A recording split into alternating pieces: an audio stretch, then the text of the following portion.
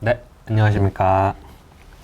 네, 이번 시간에는 모두가 가장 관심이 큰 종목을 관심 종목으로 제시한 우리 자동차 담당 애널리스트를 모셨고요. 저희 댓글 이벤트 현재까지 상황으로 보면은 테슬라 종목이 제일 많은 것 같아요. 그래가지고 아마 방송도 많은 분들이 관심 있게 지켜봐 주실 것 같은데 다행히 또 기분 좋게도 수익률 상으로도 현재까지 1위라고 하거든요. 그래서 어떻게 좀 왜 관심 종목으로 추가를 해야 되는지 한번 얘기를 들어보도록 하겠습니다. 네, 안녕하세요. 자동차 담당하고 있는 이병근 연구원입니다.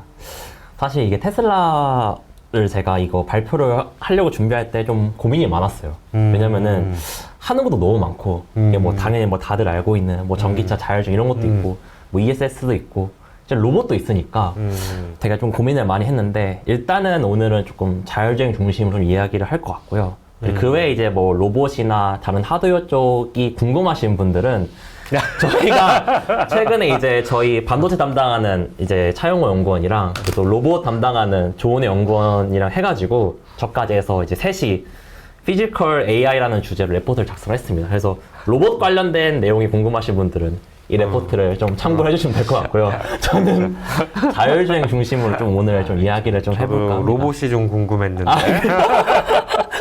자율주행 중심으로 좀 오늘은 좀 이야기를 해볼까 하고요. 네.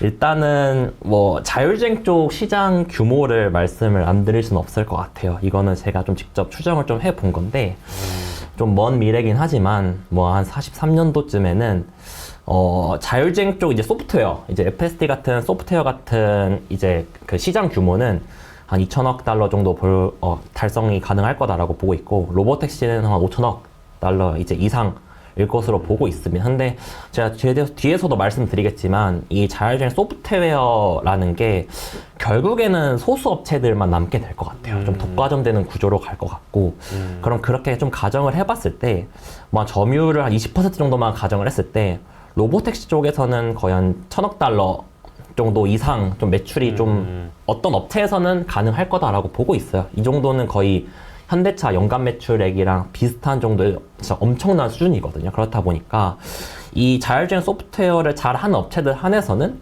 뭐 당연히 밸류도 밸류지만 이런 추가적인 매출을 엄청나게 늘릴 수 있는 기회가 되지 않을까라고 판단을 하고 있습니다. 그 중에 하나가 저는 당연히 테슬라가 될 거다라고 일단은 생각을 하고 있고요.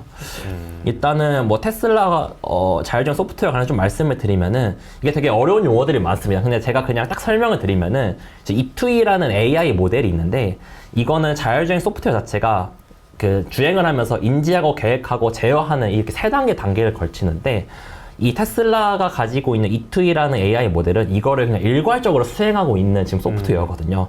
근데 이거를 지금 하고 있는 업체가 진짜 많지가 않아요. 네, 중국 업체들도 아직 좀 대부분 못하고 있고, 근데 다 이 E2E 모델로 가려고 지금 방향성을 잡고 있는 상황입니다. 근데 이 자율주행이라는 게, 물론 뭐 모든 산업에서도 그렇겠지만 데이터가 많으면은 그냥 데이터가 많으면 무조건 좋은 거거든요. 데이터가 많으면은 당연히 이 신뢰성도 증가하고 호환성도 증가하고 이런 부분들이 있기 때문에 안정성도 당연히 증가하는 부분이 있고 상용화에도 굉장히 유리한 부분이 있습니다. 근데 아까 말씀드렸던 이 E2E 기반의 모델을 가지고 테슬라 같은 경우는 이 첫 번째 차트 보시면은 이 FSD 버전 12부터 이제 12가 아니라 이 파란색 이 모델부터 이제 도입이 됐거든요. 예, 도입이 됐는데 이거 약간 차트가 잘못된 것 같아요. V12가 이제 좀 올라가고 있는 차트고, 이 V12 이후부터 해가지고 이 마일을 한 20억 마일 정도 데이터를 이제 확보를 했거든요. 확보를 한 상황이다 보니까, 근데 아까 말씀드렸던 중국 업체들은 아직도 이 모델을 구축해 놓지 못한 상황이고, 그래서 테슬라가 기술력이나 이런 데이터를 쌓는 과정에서 지금 압도적으로 지금 좀 선두에 있다라고 이제 봐주시면 될 것 같고, 흔히 테슬라 말고 이제 자율주행 업체라고 하면은 이 소프트웨어 업체들은 뭐 웨이모, 바이도 이런 화웨이 이런 업체들인데 이런 업체들은 이제 막 뭐 웨이모는 뭐 이제 해봐야 뭐 100만, 4천억 정도 이제 뭐 테슬라는 30억인데 웨이모 4천억, 뭐 바이든 8천억 이 정도일 정도로 데이터 관련돼서는 테슬라가 좀 압도적인 상황이다 보니까 기술력 차원에서는 중국 기업들 대비해서 엄청나게 우위에 있다라고 이제 말씀을 드리고 싶고요. 요새는 약간 좀 트렌드가 자율주행 칩 관련돼서 좀 자체 설계하는 방향으로 가고 있어요. 물론 아직은 엔비디아 올인을 좀 많이 쓰고 있는 상황인데 이게 엔비디아 같은 다른 업체 거를 쓰고 소프트웨어를 자기 거를 써버리면은 이게 호환이 잘 안 돼요. 그렇다 보니까 대부분 업체들이 지금 자체 칩을 개발하려는 방향으로 가고 있는데 테슬라 같은 경우에는 아까 말씀드렸던 그 E2E 그 단일 신경망을 가진 모델이 이제 점차 이제 발전을 하고 있는 상황인데 이런 모델이 발전을 할수록 반도체 성능이 굉장히 중요해집니다. 왜냐면은 이게 저희가 흔히 완전 자율주행이라고 하는 뭐 레벨 4, 5까지 가려면은 그 연산 능력이 한 1000 이상이 되는 플랫폼이 필요해요. 당연히 그에 따라서 당연히 고사양 반도체가 엄청나게 필요한 상황인데 테슬라는 지금 그 하드웨어 4를 지금 아직 개발을 지금 완료한 상황이고 이 플랫폼 자체는 지금 4000 톱스 정도 이제 구현을 하고 있습니다. 이 4000 톱스면 한 레벨 3 정도까지는 좀 구현이 가능한 상황이고 레벨 4 이상까지 가려면은 1000 톱스 이제까지 좀 개발을 좀 완료해야 되는데 테슬라는 이 1000 톱스 정도 이상이 되는 이제 플랫폼 같은 경우에는 뭐 올해 하드웨어 5를 통해서 좀 구현이 가능할 거다라고 보고 있고요. 이 표를 보시면은 지금 화웨이나 이제 호라이즌 같이 이제 반도체를 그 자율주행 칩 반도체를 설계한 업체들은 아직은 그 정도 수준까지 아닙니다. 그리고 이게 계속 이제 중국 얘기 좀 안 할 수가 없는데 이 중국 업체들 대부분이 뭐 TSMC라던가 아니면 뭐 SMIC한테 그 파운드리 공정을 맡기고 있어요. 근데 이게 반도체가 그 사양이 높아질수록 이제 뭐 7나노, 4나노 이렇게 정교화되는 이제 공정이 필요하게 되는데 그거를 지금 아무래도 지금 TSMC가 지금 많이 하고 있는 상황이고 그러면 이제 미국이랑 중국이랑 대립을 하는 과정에서 만약에 제재가 들어가게 되면은 TSMC한테 공정을 못 맡기게 되는 경우에는 중국 업체들은 뭐 상대적으로 조금 그 칩 관련된 사양이 좀 낮아질 수밖에 없는 상황이다 보니까 칩 설계 자체도 지금 테슬라가 조금 기술적으로 압도적인 상황인데 향후 조금 그런 미중과의 갈등을 감안했을 때도 뭐 이 격차가 좀 줄어들 만한 그 상황은 아니다라고 일단 판단을 하고 있습니다. 그래서 주가적인 측면 좀 말씀을 드리면은 이 테슬라 이게 포워드 PER을 보시면은 전반적으로 봤을 때 조금 새로운 게 나올 때마다 조금 밸류가 좀 올라가는 조금 양상을 보였어요. 이제 엄청 과거에는 이제 모델 3 같은 전기차 쪽 침투율이 올라오고 판매량이 올라왔을 때 밸류가 엄청 쭉 올라왔었고 그리고 이제 뭐 작년 같은 경우에는 이제 완전 자율주행 기대감이 이제 있었을 때 이제 쭉 올라왔었고 지금은 이제 뭐 머스크의 이런 정치 관련된 이런 거나 이제 중국 업체들이 워낙 잘하고 있다 보니까 이런 것 때문에 좀 밸류가 전 좀 빠졌다라고 생각을 하고 있는데 일단은 중국 업체들 같은 경우에는 다음 페이지 잠깐만 넘어가면은 최근에 좀 올라왔던 부분은 자율주행 레벨 뭐 2.5, 흔히 2.5, 뭐 레벨 3 이쪽에서 침투율이 좀 올라오고 있어요. 뭐 계속해서 올라올 거다라고 보고 있고 그에 따라서 이제 BYD 같은 경우에도 레벨 2, 3 정도의 자율주행 기술력을 공개하면서 최근에 조금 올라왔어요. 근데 이 레벨 2, 3 같은 경우에는 중국 업체들이 좀 많이 올라가고 있고 뭐 다른 이제 뭐 현대차, 기아차 같은 업체들도 좀 일부 하고 있고 하다 보니까 기술 장벽이라고 하기에는 레벨 4, 5에 대해서 그렇게 높진 않습니다. 아까 말씀드렸던 레벨 4 같은 경우에는 톱스 1000 이상의 뭐 자체 플랫폼이 필요할 정도로 되게 기술력이 높은 기술력을 좀 요구하는 상황이다 보니까 이 4까지 가는 과정이 진짜 쉽지가 않아요. 그리고 자율주행 플랫폼 같은 경우에는 지금 차량에서 차지하는 원가가 한 20% 정도 되거든요. 그렇다 보니까 이게 중국 업체들도 이제 보면은 이제 라이다를 이제 추가한 그런 옵션 같은 경우에는 돈을 추가로 받고 막 그래요. 네. 왜냐면 원가가 너무 높다 보니까. 그래서 중국 업체들의 좀 장점이 싸게 자율주행 소프트웨어를 막 공급하는 게 장점인데 사실 돈을 많이 버는 업체가 없긴 하거든요. BYD 정도만 지금 벌고 있고 근데 BYD는 이제 2, 3 같은 경우에는 무료로 공급을 하고 있지만 이게 4, 5 갈수록 쉽지 않을 거고 그리고 BYD를 포함한 그런 중저가 업체들이 이 플랫폼 단가를 부담하기에는 조금 쉽진 않을 거예요. 예, 좀 이제 당분간 봤을 때는. 근데 그런 쪽에서도 테슬라가 좀 우위에 있지 않나라고 판단을 하고 있고 그리고 아까 말씀드렸던 대로 중국 업체 같은 경우에는 자율주행 칩이 고사양화 될수록 TSMC한테 공정을 맡길 수밖에 없는 상황인데 4, 5 가기 필요한 이런 반도체 칩을 공정에 맡길 수 있냐 이러한 또 불확실성이 존재하고 근데 테슬라 같은 경우에는 이제 뭐 중국 업체들 레벨 2, 3 뭐 좋은 거 오케이 그 주가 반영해서 이제 쭉 올라왔고 그런 거 중국 업체들 쭉 올라왔고 그리고 중국 업체들 이제 레벨 2 잘해서 테슬라 좀 불안한 거 아니냐 이런 거 좀 주가에 좀 어느 정도 일부 반영이 되어 있다라고 보고 있어서 그럼 다음에는 이런 레벨 2, 3가 아니라 4, 5로 가는 완전 주행 쪽에서 이제 성과를 보여주면은 과거에 보여줬던 대로 좀 밸류가 좀 확 올라올 거다라고 보고 있거든요.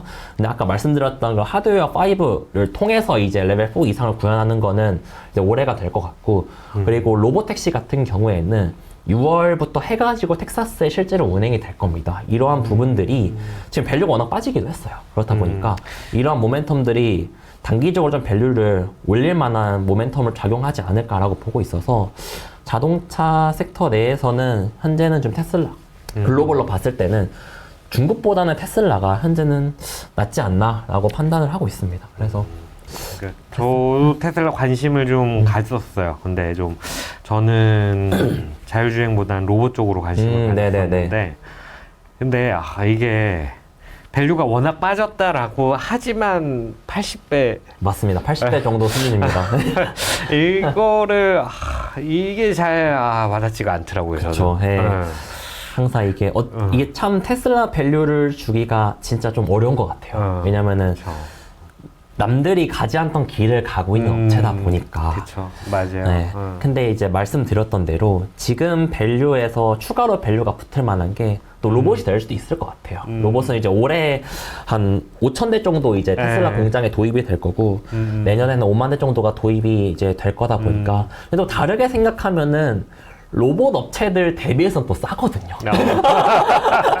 네, 그렇게 생각을 하면은 이제 물론 전기차 업체라고 생각하면은 너무 비싼데 이제 자율주행 이제 소프트웨어를 이제 지금은 이제 테슬라만 이 FSD를 쓰고 있지만 아까 제가 앞에서 말씀드렸던 대로 결국에 이제 먼 미래를 봤을 때 나중에는 테슬라 FSD를 쓰는 업체들이 점점 나올 것 같아요. 이 소프트웨어를 쓰는 업체들이 점점 나올 것 같고 그렇게 되면은 이제 자동차 업체 플러스 이제 자율주행 소프트웨어를 이제 수출하는 업체에 대한 이제 밸류를 또 받아야 될 수도 있을 것 같고 말씀해 주셨던 로봇 밸류까지 하면은 지금 80배는 뭐 먼 미래는 모르긴 하겠지만 지금 밸류는 좀 상당히 매력적인 구간이 아닌가라는 생각을 하고 있습니다. 네. 80배는 너무 와닿지 않는데 로봇 이랑 비교하면 싸다. 네, 이거는 와닿네요. 네, 그렇죠. 로봇이랑 비교하면은 상당히 좀 매력적인. 1페이지 보면은 네네네. 자율주행 구독 시장 추정을 해놨잖아요. 네네네. 여기에서 그러면은 완전 자율주행이 시작이 되는 거는 언제부터라고 생각을 하고 추정을 한 거예요, 이게? 일단은 완전 자율주행을 보시면은 그냥 로보택시 보시면 될 것 같아요. 로보택시. 로보택시 쪽 이제 뭐 운행 대수나 매출액이 찍히는 이제 구간이 쭉 보이잖아요.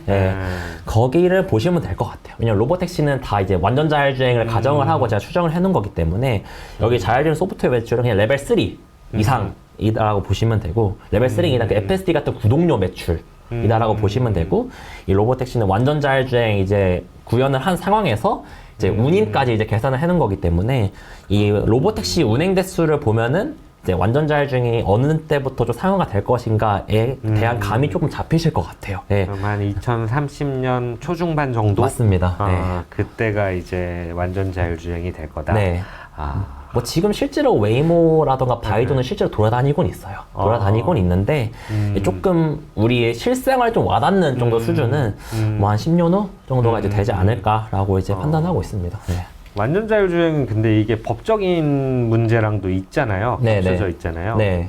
그거는 뭐 지금 좀 진행이 되고 있는 게 있어요? 일단은 뭐 중국은 거의 좀 풀어줬다라고 봐야 될 것 같고 미국 같은 경우에는 뭐 텍사스랑 캘리포니아 정도 막 연방정부 차원에서 좀 풀어준 것으로 알고 있는데 이게 트럼프 행정부 오면서 그런 규제 같은 건 굉장히 완화가 될 것 같아요. 네. 막 머스크도 그런 거를 좀 고려하고 이제 대선 전부터 그런 걸 좀 이제 했었던 것 같고 그래서 실제로 트럼프가 당선이 되자마자 말했던 게 지금은 자율주행 규제가 연방정부가 이제 뭐 규제라거나 풀어주거나 이러고 있지만 이제는 그 주 단위로 이제 풀어주고 있지만 이제는 연방정부 차원에서 좀 내가 좀 풀어주려고 노력을 해보겠다 이런 거를 당선되자마자 말했었거든요. 그렇다 보니까 그런 규제가 완화되는 거는 이제 시작이다라고 보고 있습니다. 그래서 트럼프가 집권한 거는 자율주행 쪽에서는 오히려 좀 호재로 작용할 가능성이 높다라고 보고 있고 중국이 치고 올라오고 미국이 이렇게 풀어주면은 뭐 다른 나라 솔직히 안 풀어줄 수 없거든요. 왜냐면은 뭐 미국에서도 어쨌든 테슬라 같은 업체들도 한국에 팔면은 이런 FSD를 이제 구현을 되게 좀 하고 싶을 텐데 그런 차원에서도 한국 정부도 좀 풀어줄 수도 있고 이제 뭐 미국 눈치를 본다던가 이런 게 작용해서 좀 풀어줄 수도 있고 그리고 한국에서 풀어줘야 이제 뭐 현대차, 기아차 같은 업체들도 뭐 직접 개발할 수도 있고요. 뭐 직접 개발을 할 수도 있고 아니면 뭐 웨이모랑 협업을 해서 들어올 수도 있는데 그런 거 관련해서 또 사업이 또 될 수도 있는 거니까 뭐 장기적으로는 규제 자체는 트럼프 행정부를 기점으로 점점 풀어주지 않을까라고 판단을 하고 있습니다. 네. 그러게요. 트럼프 대통령이 관세 말고 좀 다른 일 좀 이제 했으면 좋겠는데 관세가 머리 아프네요. 네. 이런 쪽으로 좀 얘기를 더 많이 해줬으면 좋겠는데 계속 관세 얘기만 해서 자동차 회사 입장에서 그렇죠. 좀 당황스럽습니다. 지금. 맞아요. 오늘 아침에 지금 트럼프 대통령이 해외 자동차 제조한 거는 25% 관세 부과한다 그래가지고 아마 지금 방송 찍고 있지만 머리 아플 겁니다. 지금 끝나고 가서 또 자료를 또 작성을 해야 될 것 같아서. 그렇죠. 이제 코멘트 해야죠. 네. 네, 알겠습니다. 여기까지 좀 마치도록 하고요. 저희 엔딩 멘트가 있는데 아마 구경할 때 봤을 것 같아요. 네네. 테슬라 하면 이제 제가 관심 종목 추가하면서 마무리하는 걸로 하겠습니다. 네. 테슬라 관심 종목 추가.